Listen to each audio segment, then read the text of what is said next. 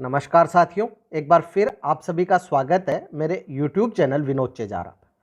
साथियों, जैसा कि आप जानते हैं, टेफ यानी कि शिक्षक मूल्यांकन प्रपत्र 1 जनवरी 2022 से 30 जून 2022 का अब स्टाफ विंडो से भरना प्रारंभ हो गया है।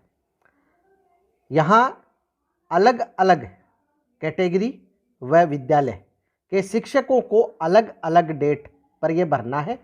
सबसे पहले आज हम बात करेंगे प्रारंभिक शिक्षा के समस्त शिक्षक लेवल 1, लेवल 2 और संस्था प्रधान अपने टेफ को कैसे भरें। यहाँ इनके लिए जो डेट है वो 13 से 21 अक्टूबर 2022 तक है, तो डेट का ध्यान रखें और समय से आप अपना टेफ भर दें, अन्यथा जब डेट चली जाएगी इसके बाद आपके टेफ पर आप भर नहीं पाएंगे और टाइम ओवर लिखा हुआ आ जाएगा। इस बार टेफ में कई परिवर्तन किए गए हैं, एक एक करके वो परिवर्तन भी देखेंगे। सबसे पहले हम उस आदेश पे चलते हैं जो कि विभाग ने जारी किया है। साथियों, ये टेफ की वो गाइडलाइन है जो राजस्थान स्कूल शिक्षा परिषद ने 15 जुलाई 2022 को जारी की थी, जिसमें टीचर एप्रिशियल फॉर्मेट टेफ को 2022-23 में आप कैसे भरेंगे उसके निर्देश दिए गए। साथियों, यहाँ आपको ध्यान रखना है कि सभी वर्ग के शिक्षक, चाहे वो प्रारंभिक शिक्षा के हों, चाहे वो माध्यमिक शिक्षा के हों, चाहे संस्था प्रधान हो, चाहे शारीरिक शिक्षक हो, सभी को ये टेफ भरना है। इसके जो सामान्य निर्देश दिए गए हैं कि पहला निर्देश यही है कि समस्त शिक्षक और संस्था प्रधानों को ये भरना है। गत वर्षों की भांति हमें ये हमारी स्टाफ विंडो से, स्टाफ लॉगिन से जो है ऑनलाइन भरना होगा। ये हमें वर्ष में 2 बार 6 माही है, 1 जनवरी से 30 जून और फिर 1 जुलाई से 31 दिसंबर। यहाँ जो हम टेफ भर रहे हैं वो भरेंगे 1 जनवरी से 30 जून 2022 का, जिसमें प्रथम 6 माह में हमने क्या कार्य किए हैं वो सभी इसमें दर्शाए जाएंगे, या जो भी बिंदु पूछे जाए हैं उनका जवाब हमें देना है। और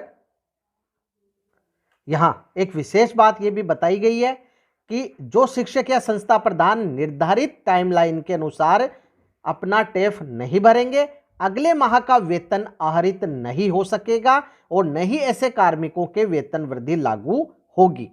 अभी तक ये जो कार्य है बहुत ही आसानी से, सरलता से हो रहा था। धीरे धीरे जो विभाग है इसे गंभीरता से ले रहा है, तो अपना जो टेफ है सही समय पे आप भर दें। यहाँ इस प्रपत्र को भरने से संबंधित जो दायित्व है वो संबंधित कार्मिक का तो है ही है, इसके साथ संबंधित संस्था प्रधान का, पीईओ का और सीबीईओ का, इन्हें भी व्यक्ति से जिम्मेदार ठहराया गया है। शिक्षक मूल्यांकन प्रपत्र भरने तक ही आपको ध्यान नहीं रखना है। जो शिक्षक मूल्यांकन प्रपत्र भर देते हैं, इसके बाद ये उनके नियंत्रण अधिकारी के पास चला जाता है। जो भी प्रारंभिक शिक्षा के कार्मिक है जो पीईओ के अंडर आते हैं, उनके नियंत्रण अधिकारी हैं वो पीईओ होंगे, और साथ ही जो सीनियर स्कूल है उसके भी नियंत्रण अधिकारी पीईओ होंगे। तो उन्हें ये टिप्पणी करनी होगी इस पर और इसे आगे फॉरवर्ड करना होगा।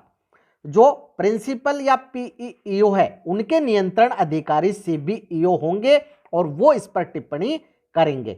भरे हुए शिक्षक मूल्यांकन प्रपत्र का आप प्रिंट ले लें और अपने रिकॉर्ड में रख लें। जैसा कि आप एपीएआर में देख रहे हैं, इस बार जब आप एपीएआर भर देते हैं और आपके नियंत्रण अधिकारी टिप्पणी कर देते हैं, उसके बाद एपीएआर में डाउनलोड का ऑप्शन आ जाता है। ठीक वैसे ही टेफ में भी जब नियंत्रण अधिकारी टिप्पणी कर देंगे तो यहाँ आपके प्रिंट का ऑप्शन आ जाएगा। तो आप इसका प्रिंट ले लें और रिकॉर्ड में संधारित कर लें। जिन शिक्षक या संस्था प्रधानों को टैब भरने में कठिनाई हो तो वो अपने पीईओ सीबीईओ में कार्यरत जो ब्लॉक एमआईएस है उसकी भी सहायता ले सकते हैं।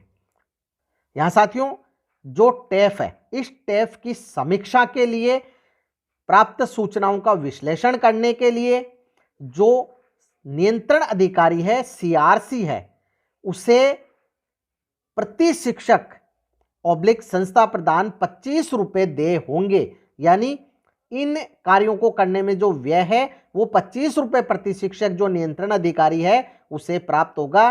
तो समीक्षा बैठक में वो ये खर्चा कर सकते हैं। इसी प्रकार जो द्वितीय छमाही भरेंगे उसकी भी बैठक आयोजित करने हेतु सीआरसी को 25 रुपए जो देय है वो होंगे। यहां आप टेफ को भरने के बाद डेटा के विश्लेषण के लिए जो शाला दर्पण पोर्टल है वहां पर मिससेलेनियस यानी विविध टैब है, उसमें टेफ रिपोर्टिंग टूल आपको मिलेगा जहां से आप इसका विश्लेषण कर सकते हैं। यहां साथियों ये बताया गया है कि मूल्यांकन प्रपत्र पर टिप्पणी करने हेतु मनोनीत नियंत्रण अधिकारी कौन होंगे। तो पीईओ परिक्षेत्र के अधीन सभी प्राथमिक और उच्च प्राथमिक विद्यालय के शिक्षक और संस्था प्रधानों के लिए टैब भरे जाने की स्थिति में नियंत्रण अधिकारी उनके पीईओ होंगे।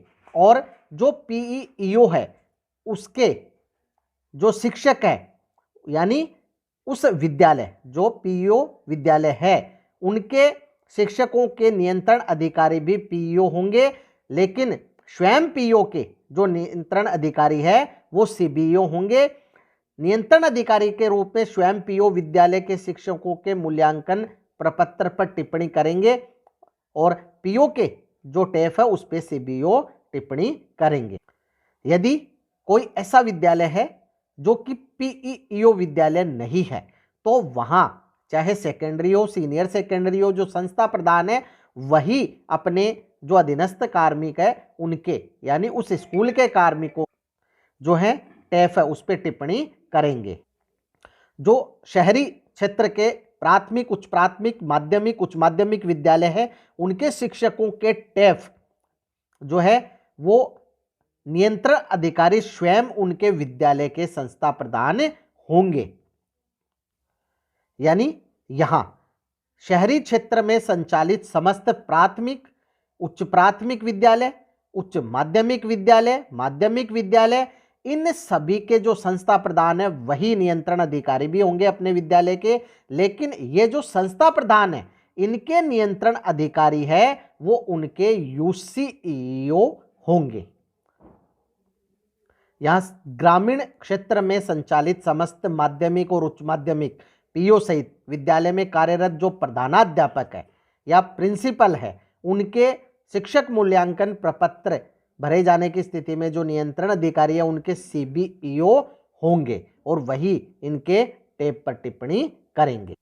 अब साथियों यहाँ 22-23 में जो नवीन शिक्षक मूल्यांकन प्रपत्र है वो विकसित किया गया है, नया मॉड्यूल बनाया गया है। इसमें शिक्षक संस्था प्रधानों की शैक्षणिक प्रशैक्षणिक योग्यताएं, व्यक्तिगत सूचनाएं, पढ़ाई जाने वाली कक्षा विषय, उपस्थिति, शैक्षणिक और गैर शैक्षणिक कार्य हेतु अन्य विभागों में प्रतिनियुक्ति, कार्यों के समग्र मूल्यांकन हेतु सूचकांक, ब्लॉक, जिला, राज्य, राष्ट्र स्तरीय उपलब्धि, प्रशिक्षण, स्कूली शिक्षा की गुणवत्ता में वृद्धि हेतु सुझाव भी यहाँ आपसे मांगे गए हैं। अब साथियों यह वह आदेश है जो कि 13 अक्टूबर को जारी किया गया है, जिसमें हमें टेफ भरने की जो डेट है वो बताई गई है। प्रारंभिक शिक्षा के समस्त लेवल 1-2 शिक्षक एवं संस्था प्रधान 13 अक्टूबर से 21 अक्टूबर, माध्यमिक शिक्षा के अध्यापक लेवल 1-2 और समस्त वरिष्ठ अध्यापक 27 अक्टूबर से 4 नवंबर, और माध्यमिक शिक्षा के व्याख्याता संस्था प्रधान मॉडल विद्यालय के शिक्षक और संस्था प्रधानों के लिए 7 नवंबर से 14 नवंबर की जो डेट है वो निर्धारित की गई है। तो साथियों इस डेट का आप ध्यान रखें। अब हम चलते हैं स्टाफ विंडो पर और टेफ कैसे भरते हैं ये पूरी प्रोसेस समझते हैं।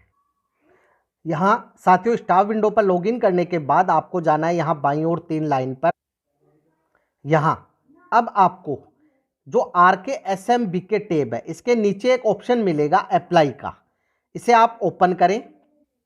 जैसा कि आप देख सकते हैं पहले टैफ का जो ऑप्शन था वो फॉर्म्स में था, लेकिन अब यह फॉर्म से हटाकर आपको अप्लाई टैब में ही दे दिया है, जहां टैफ 2022 पार्ट 1 में पहले आपको जाना होगा। तो यहां हम क्लिक कर लेते हैं और इसे ओपन कर लेते हैं। यहां आप शिक्षक मूल्यांकन प्रपत्र 1 जनवरी 22 से 30 जून 22 जो है देख सकते हैं। शिक्षक मूल्यांकन प्रपत्र सत्र 22-23 का ये पहला भाग है, जहां आपको ऊपर आपका नाम, एम्प्लॉय आईडी, विभाग का नाम, पोस्टिंग प्लेस आदि दिखाई देंगे। बाद में यहां आपको कार्मिक का मूल पद दिखाई देगा। तो साथियों ऊपर तो बेसिक डिटेल्स हमें दिखाई दे रही है, लेकिन कार्मिक का मूल पद और मूल विषय यहां खाली आ रहा है। इसका कारण यह है कि कार्मिक ने अभी अभी जो है प्रबोधक लेवल 1 से वरिष्ठ प्रबोधक के पद पर ज्वाइन किया है, जब उनके ऑनलाइन ये प्रोसेस शुरू हुई है। तो इसके लिए हम एक बार यहाँ 3 लाइन पर चलते हैं और यहाँ हम चलेंगे प्रोफाइल में। प्रोफाइल में सबसे पहले हम बेसिक जो प्रोफाइल है वो चेक कर लेते हैं। जैसा कि हम देख रहे हैं यहाँ यह नोट कन्फर्म्ड आ रहा है, तो हमें ये प्रोफाइल है इसे कन्फर्म करना होगा। नीचे ही नीचे आप देखेंगे कन्फर्म बेसिक प्रोफाइल, तो आप अपने इस प्रोफाइल को चेक कर लें। यदि कोई गलती हो तो प्रपत्र 10 में इसे सही करवाएं, अन्यथा यहाँ से कन्फर्म कर दें। यहाँ साथियों हमने जो है प्रोफाइल चेक कर लिया है पूरा, अब हम इसे कन्फर्म कर देते हैं। यहाँ स्टाफ अपनी बेसिक प्रोफाइल कन्फर्म करने से पहले ये सुनिश्चित कर ले कि समस्त सूचनाएं सही है। यदि कोई सूचना गलत है तो अपने संस्था प्रधान या शाला दर्पण प्रभारी से संपर्क कर पोर्टल पर अपना प्रपत्र 10 सही करवाएं। आप अपनी बेसिक परफॉर्मा कन्फर्म करना चाहते हैं तो डिटेल सभी सही है, हम यस पे क्लिक कर देते हैं। अब ये जो है कन्फर्म हो चुकी है। एक बार हम दोबारा प्रोफाइल में जाके और बेसिक प्रोफाइल में जाके चेक कर लेते हैं, ये कन्फर्म हो गई है। अब हमें यहाँ से जो डिटेल्स प्रोफाइल है वो भी कन्फर्म करनी है, तो डिटेल प्रोफाइल में चलते हैं और यहाँ ये भी नोट कन्फर्म आ रही है, इसको भी कन्फर्म कर देते हैं। तो यहाँ साथियों हम जब डिटेल प्रोफाइल में जो सबसे नीचे डिटेल्स है जो कि है सर्विस डिटेल्स, इस सर्विस डिटेल में देखते हैं तो फर्स्ट ज्वाइनिंग की डिटेल्स है वो तो पूरी भरी हुई है, लेकिन जो अब वरिष्ठ प्रबोधक के पद पे ज्वाइनिंग की है वो भरी हुई नहीं है, तो ये हमें प्रपत्र 10 से भरनी होगी। जब प्रपत्र 10 में हम ये सर्विस डिटेल भर देंगे तो ये यहाँ शो हो जाएगी, तभी हम इसे कन्फर्म करेंगे। अब आप नीचे 6 माही जनवरी 22 से जून 22 पर टिक मार्क है, इसे ही रहने दें, क्योंकि हम 1 जनवरी से 30 जून का ये भर रहे हैं, जिसमें 3 भाग है, भाग 1, भाग 2 और भाग 3। यदि आपने विद्यालय की शाला दर्पण पर जो विषय अध्यापक मैपिंग है वो कर रखी है, तो यहाँ आपकी कक्षाएं और विषय प्रदर्शित हो जाएंगे। यदि ये यहाँ प्रदर्शित नहीं होते हैं तो विद्यालय की शाला दर्पण से आप पहले अपने विषय अध्यापक मैपिंग है रिजल्ट टैब में जाकर कर लें। अब विगत 6 माह में शिक्षक की औसत भौतिक उपस्थिति, तो यहाँ साथियों विगत 6 माह में शिक्षक की जो औसत भौतिक उपस्थिति है संबंधित कॉलम में टिक करें। तो यहाँ आपको जब आप टिक मार्क करते हैं तो 3 ऑप्शन मिलते हैं, 60% से कम, 60 से 80 या 81। यहाँ हम 81% करेंगे क्योंकि कोई भी जो लंबा अवकाश है वो नहीं लिया है। अब यदि अन्य विभाग या संस्थान में प्रतिनियुक्ति या शैक्षिक गतिविधि पर रहे हैं आप तो हाँ करें, अन्यथा यहाँ आपको नहीं सेलेक्ट करना है। तो जब आप इस पर क्लिक करते हैं यहाँ से नहीं सेलेक्ट कर ले, हाँ या ना, तो ना सेलेक्ट कर ले। अब कृपया अपने कार्य निष्पादन को नीचे दिए गए मापदंड के अनुसार 1 से 5 तक स्वयं रेटिंग दे। ये वैसा ही परफॉर्मा है जैसा पहले था। संस्था प्रधान यदि स्वयं शिक्षक के रूप में प्रपत्र भर रहा है तो कॉलम 4 को पीईईओ या सीबीओ द्वारा भरा जाना है, तो वो ऑलरेडी हाइड रहेगा, हम नहीं भर पाएंगे। अब यहाँ आप समझ लें कि यदि आप अपने कार्य को औसत से कम मानते हैं तो 1 नंबर दे, अगर आप अपने कार्य को औसत मानते हैं तो 2 नंबर दे, अगर आप अपने कार्य को 3 नंबर यानी अच्छा मानते हैं तो 3 नंबर दे, बहुत अच्छा मानते हैं तो 4 और उत्कृष्ट मानते हैं तो 5 नंबर दे। जैसे यहां निष्पादन सूचक है, छात्रों और साथियों को प्रोत्साहित कर संवैधानिक मूल्यों का सम्मान करते हैं, तो यहां हम 5 भरेंगे। इस प्रकार से आपको सभी बिंदुओं को पढ़ना है और पढ़कर आप अपने कार्यों को क्या पॉइंट देना चाहते हैं वो इनमें भरें। अब यहां साथियों जो फॉर्म है ये पहले जैसा ही है, कुछ बिंदु चेंज हुए हैं और हेडिंग चेंज हुई है। हेडिंग है इनमें अलग अलग कर दिए, जैसे मूल, मूल्य और नैतिकता, ये हमने पॉइंट भर दिए हैं। इसके बाद है पेशेवर ज्ञान और समझ, तो इसमें भी आपको वैसे ही रेटिंग देनी है। यहाँ तीसरा जो हेडिंग है व्यावसायिक अभ्यास और योग्यता, तो इसमें भी आप अपने आप को जैसा आंकते हैं वैसे पॉइंट दें। इसके बाद अगला बिंदु है व्यावसायिक विकास और वृद्धि।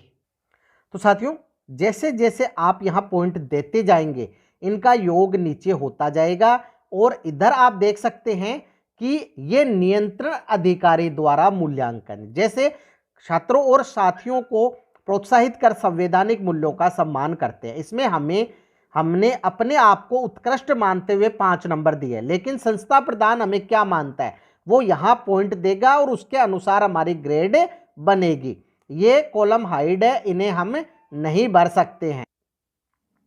अब यहाँ अगला जो पॉइंट है शिक्षक या संस्था प्रधान के उक्त निष्पादन सूचकों के आधार पर नियंत्रण अधिकारी द्वारा शिक्षक या संस्था प्रधान को दी गई ग्रेड संबंधित रेटिंग वाले बॉक्स में टिक करें। तो साथियों यहाँ हम कहीं भी टिक करते हैं टिक नहीं होती है, ये आपके कोई भी रेटिंग आए कोई बात नहीं है, मेन रेटिंग जब टिप्पणी हो जाएगी नियंत्रण अधिकारी के द्वारा उसके बाद आएगी। अब है ये सुनिश्चित कर ले कि एक बार लॉक करने के पश्चात इस विद्यालय के स्ट्रीम और उनके विषय प्रविष्ट या अपडेट या परिवर्तित नहीं हो पाए। तो संस्था प्रधान के कार्य के संबंध में टिप्पणी, संस्था प्रधान के कार्य का समग्र मूल्यांकन, नियंत्रण अधिकारी संबंधित कॉलम में टिक या लघु हस्ताक्षर करें। अब साथियों यहाँ एक नई अपडेट ये है, यहाँ हमें नियंत्रण अधिकारी का नाम भी लिखना होगा और उनके मोबाइल नंबर भी लिखने होंगे। जैसे पीईईओ क्षेत्र का कोई कार्मिक है वो अपना टेप भरता है तो उनके पीईईओ का नाम यहाँ आएगा, मोबाइल नंबर यहाँ आएंगे। यहाँ ऊपर हमने जो पॉइंट दिए हैं उसके अनुसार जो बिंदु है वो आ जाता है। यहाँ आप जो है पॉइंट है वो चेंज भी कर सकते हैं। अब हम यहाँ नाम भर देते हैं। तो यहाँ साथियों हमने नाम नियंत्रण अधिकारी का और मोबाइल नंबर भर दिए हैं। अब हमें सेव पर क्लिक करना है। तो यहाँ दाईं ओर आपको सेव का ऑप्शन मिलेगा, सेव पर आप क्लिक कर दें तो ये जो डाटा है वो सेव हो जाएगा पहले भाग का और आप दूसरे भाग पे पहुंच जाएंगे। Data saved successfully. अब इसे क्लोज कर दें और आगे जो दूसरा भाग है उसको ओपन कर ले। तो यहाँ से हम भाग 2 पर चलते हैं। यहाँ वही बिंदु है जो पहले थे। 1.6 ये है कि शिक्षक या संस्था प्रधान द्वारा शिक्षण कार्य को बेहतर बनाने में जो चुनौतियां महसूस की जा रही है, आपको 3 सबसे अधिक जो कठिन चुनौतियां हैं उनको घटते क्रम में वरीयता देनी है। यानी सबसे बड़ी चुनौती को 1 नंबर देना है, उससे छोटी को 2 और उससे छोटी को 3 नंबर देना है। और इधर का जो पॉइंट है उसमें भी ऐसे ही करना है। तो यहाँ कैरियर प्रबंधन प्रक्रिया, यहाँ पहले आप सभी बिंदुओं को पढ़ें। दूसरा है पेशेवर विकास की रणनीति का अभाव। तीसरा उपयुक्त कौशल का विकास। चौथा है बच्चों की अनियमितता। 5वां है बच्चों का स्तर कमजोर होना। 6ठा है विद्यालय में कार्य की अधिकता। 7वां है गैर शैक्षणिक कार्य। रिक्त पदों की शिक्षक पदों की जो रिक्तता, कौशल विकास और ज्ञान साझा करने के लिए अवसरों की कमी और अन्य। तो यहाँ साथियों आपको जो भी कठिन चुनौती लगती है सबसे अधिक उसे 1 दें, फिर उससे कम को 2 और उससे कम को 3। बाकी में आपको कुछ नहीं करना है, केवल 3 ही चुनौतियों को आपको सेलेक्ट करना है, बाकी में आप 0 रहने दें। यहां आपको भरना है, यहां आपके नियंत्रण अधिकारी भरेंगे। मान लीजिए बच्चों का स्तर कमजोर होना आपको सबसे अधिक कठिन चुनौती लगती है, लेकिन संस्था प्रधान को ऐसा लगता है, जो पीईओ है, नियंत्रण अधिकारी, उन्हें ऐसा लगता है कि बच्चों की अनियमितता 1 नंबर होनी चाहिए, तो वो यहां 1 नंबर दे सकते हैं। तो साथियों आप यहां देख सकते हैं, जैसे ही हमने 3 कठिन चुनौतियों का चुनाव किया है, जो सर्कल है वो घूमता है और फिर ये सेव हो जाती है और बाकी सभी हाइड हो जाती है। यहां आप देख सकते हैं कि बच्चों का स्तर कमजोर होना हमने प्रथम चुनौती, बच्चों की अनियमितता दूसरी चुनौती, और जैसे ही तीसरी चुनौती गैर शैक्षणिक कार्य भरे, बाकी सभी हाइड हो गई हैं। अब हम इधर जो 1.7 बिंदु है उसे देख लेते हैं। यहाँ भी शिक्षक या संस्था प्रधान द्वारा जिन प्रशिक्षणों की आवश्यकता महसूस की जाती है, यानी शिक्षक को या संस्था प्रधान को जो प्रशिक्षण है उसकी आवश्यकता महसूस होती है कि इन 3 आवश्यकता वाले प्रशिक्षण को आवश्यकता अनुसार घटते क्रम में वरीयता देनी है। तो यहाँ आपको सबसे अधिक किस प्रशिक्षण की जरूरत है उसे 1 नंबर दें, उससे कम जरूरत है उसे 2 और उससे कम जरूरत है उसे 3 नंबर दें। तो यहाँ साथियों हमने 3 जो चुनौतियां हैं कठिन ट्रेनिंग की जो आवश्यकता है उसे भर दिया है, भरते ही ये भी हाइड हो गए हैं। यदि आपको इनमें चेंज करना हो तो रीसेट ऑल से यहाँ आप चेंज भी कर सकते हैं। इसके बाद अगला बिंदु है 1.8 शिक्षक या संस्था प्रधान के द्वारा स्वयं के कार्य के बारे में किया गया योगदान या प्राप्त पुरस्कार संबंधित कॉलम में टिक करें, अन्यथा क्रॉस करें। तो विद्यालय के भौतिक विकास में योगदान, तो सभी शिक्षक है विद्यालय के भौतिक विकास में योगदान देते ही हैं, इस पे आप टिक मार्क कर दें। सहशैक्षिक गतिविधियों का संचालन भी आप करते हैं। क्रियात्मक अनुसंधान ये डाइट के द्वारा करवाए जाते हैं, यदि आपने किए हों तो यहाँ टिक मार्क करें, अन्यथा रहने दें। पुरस्कार यदि आपको कोई मिला है तो इस पर टिक मार्क करें, अन्यथा इसे भी रहने दें। लेखन कार्य आपने कोई किया है तो इस पर टिक मार्क करें, अन्यथा इसे रहने दें। कोविड-19 के प्रबंधन में आपने ड्यूटी दी है तो आप यहाँ टिक मार्क करें। रंगोत्सव जो प्रतियोगिता है उसमें यदि आपने भाग लिया है तो यहाँ टिक मार्क करें, अन्यथा छोड़ दें और अन्य योगदान में टिक मार्क कर दें, तो सभी योगदान आ जाएंगे। अब हमने यहाँ टिक मार्क कर दिए हैं और यहाँ अब सबमिट का जो ऑप्शन है यहाँ से इस दूसरे भाग को हम सबमिट कर देते हैं। सबमिट करने के बाद तीसरा भाग ओपन हो जाता है, नहीं होता है तो आप ऊपर जाकर तीसरे भाग को सेलेक्ट कर सकते हैं। डाटा सेव होने में थोड़ा सा समय लग जाता है। डाटा अपडेटेड सक्सेसफुली का मैसेज आने के बाद इसे क्रॉस या क्लोज कर दें। अब तीसरे भाग पे हम चलते हैं, भाग 3।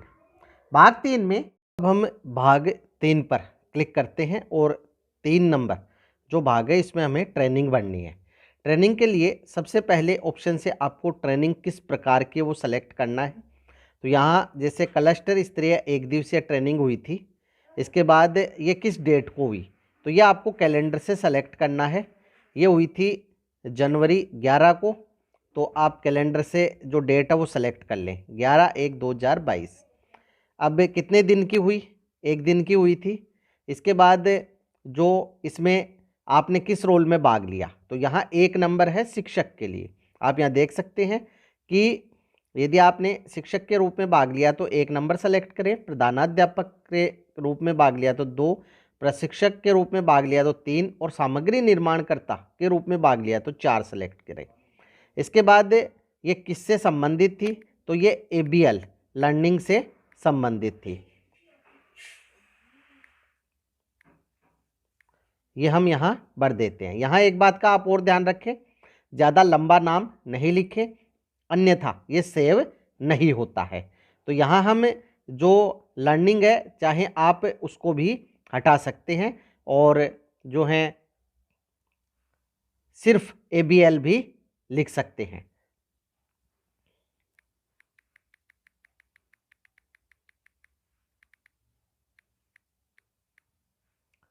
तो यहाँ हम सिर्फ ABL लिख देते हैं।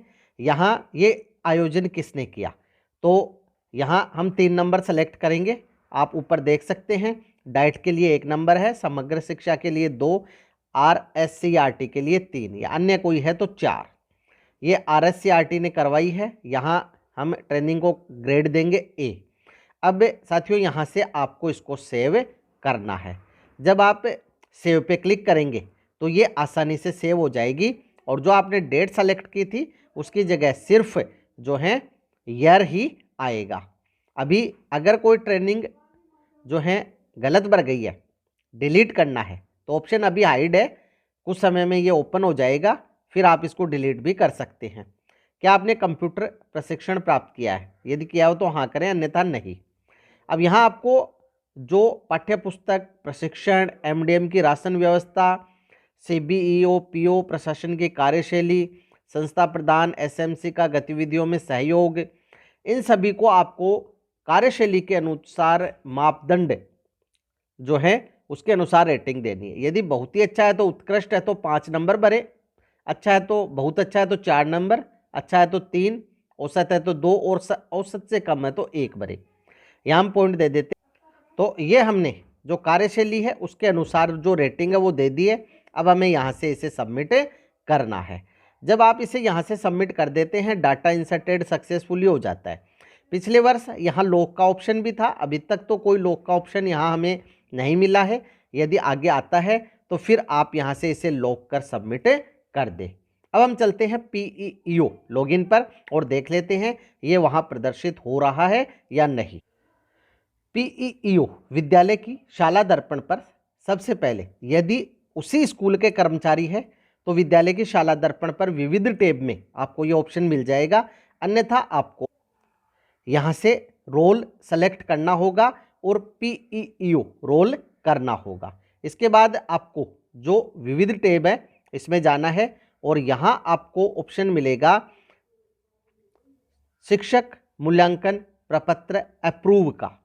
तो इस पर आप क्लिक करें और यहाँ आप देखें कि यदि यहाँ सभी जो स्कूल है वो प्रदर्शित हो रहे हैं। यदि आपने जो भरकर और सबमिट कर दिया है तो टैब फील्ड में यहाँ आपकी संख्या प्रदर्शित हो जाएगी। अभी हमने भर दिया और सबमिट भी कर दिया, लेकिन हम देख रहे हैं कि यहाँ जो है संख्या प्रदर्शित नहीं हो रही है। तो आपको शायद लॉक ऑप्शन के लिए वेट करना होगा। जब लॉक करेंगे तो हो सकता है ये यहाँ सबमिट हो जाए। इसके अलावा यहाँ एक नया ऑप्शन भी दिया गया है विविध टैब में, टीचर अप्रेशियल फॉर्मेट का रिपोर्टिंग टूल। इससे जो PEEO या संस्था प्रदान है वो पूरे PO में कितने कर्मचारियों ने किस प्रकार के डेटा भरे हैं, इस टूल के माध्यम से यहाँ ग्राफिक्स के द्वारा ये बताया गया है। तो ये जानकारी है वो देख सकते हैं। तो साथियों, आज हमने शिक्षक मूल्यांकन प्रपत्र जो प्रारंभिक शिक्षा के समस्त लेवल 1 और लेवल 2 शिक्षक और संस्था प्रदान है उनके लिए भरा है। यहाँ नियंत्रण अधिकारी इनके PEEO होंगे। टैब में नई क्या क्या अपडेट आई है ये भी हमने जाना, और टैब के सभी भाग कैसे भरें ये भी जाना। अभी लॉक का ऑप्शन प्रारंभ नहीं हुआ है शायद, तो आप उसका भी वेट करें और उसके बाद आप इसे लॉक कर सबमिट कर दें तो ये PEEO के पास चला जाएगा। यहाँ आपको ये ध्यान रखना है कि 13 अक्टूबर से 21 अक्टूबर 22 तक इसकी डेट है। साथ ही साथ PEEO को भी ये ध्यान देना है कि जैसे जैसे टैब उनके पास आते हैं वैसे वैसे वो उसे अप्रूव कर आगे नियंत्रण अधिकारी को भेजते रहें। फिर भी टैब बनने में आपके कोई समस्या आती है तो कमेंट बॉक्स में कमेंट अवश्य करें, आपकी समस्या का निश्चित ही समाधान किया जाएगा। वीडियो यदि आपको अच्छा लगे तो लाइक करें, शेयर करें, सब्सक्राइब करें और बेल आइकॉन को टिक करें ताकि नए वीडियो की जो नोटिफिकेशन है वो आपको तुरंत मिल सके। इसी के साथ आप सभी का बहुत बहुत धन्यवाद और मिलेंगे अगले वीडियो।